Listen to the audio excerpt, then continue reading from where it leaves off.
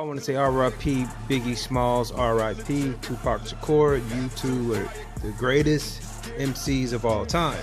Now, to the debate at hand, I have duked it out with several subscribers as well as people that are Tupac and Biggie fans. The question remains, who sold the most albums?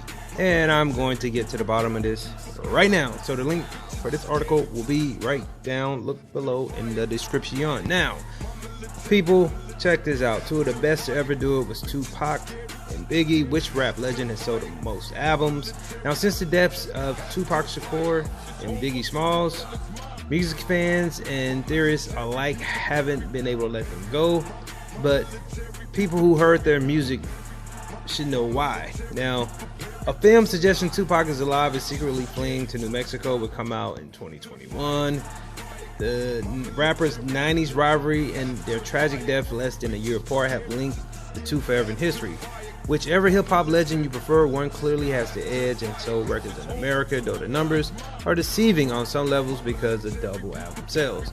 Now, we refer to the RIAA, which is the Recording Industry Association of America, count of albums shipped to stores rather than sold at the register. Now, the RIAA has Biggie Smalls at 21 million records shipped in the U.S. That is an amazing amount of records to be sold for just having basically two albums while you were living.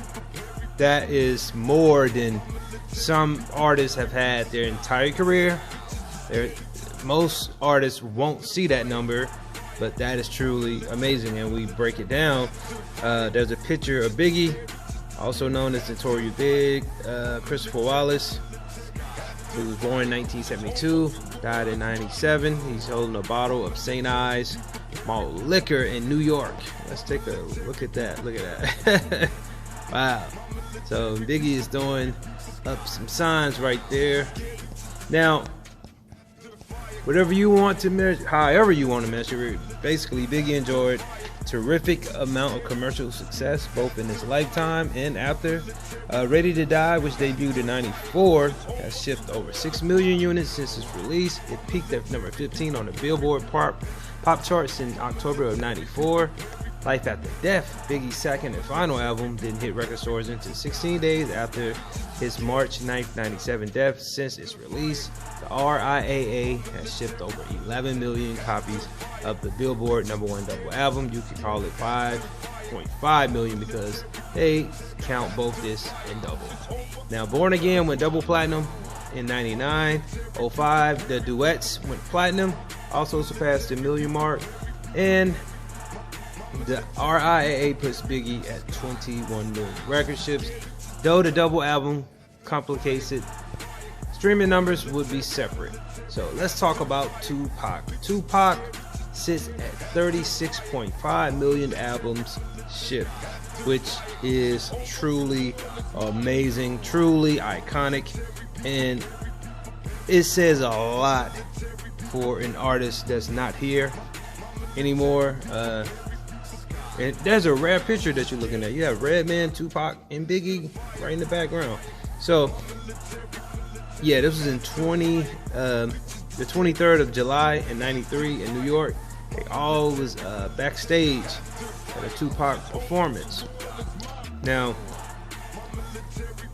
his 36 million records isn't quite what it seems. Again, you could think the confusion count a double record as two copies for that. Now, either way, the number is bigger than Bob Dylan's total number of records shipped in the U.S. Tupac's, isn't that crazy?